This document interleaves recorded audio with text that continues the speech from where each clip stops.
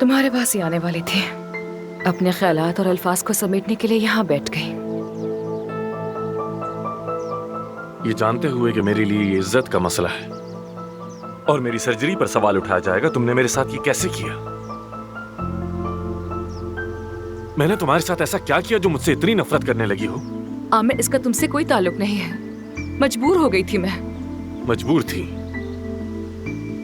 एफसून, चाहती क्या हो? साफ साफ बताओ, मकसद क्या है? क्यों खेल खेल रही हो मुझसे? मैं कोई खेल नहीं खेल रही हूँ आमिर। कभी एक तरह होती हो, कभी दूसरी तरह। कभी कहती हो मुझे हॉस्पिटल से निकलवा दोगी, कभी करीब आती हो। मुझे समझ नहीं आता कि आखिर तुम चाहती क्या हो मुझसे। एफसून, तुमने वादा किया था।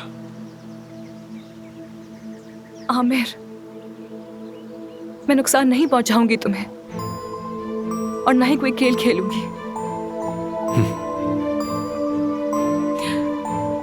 खासकर कल रात के बाद। कल रात के बाद ऐसा क्या हुआ?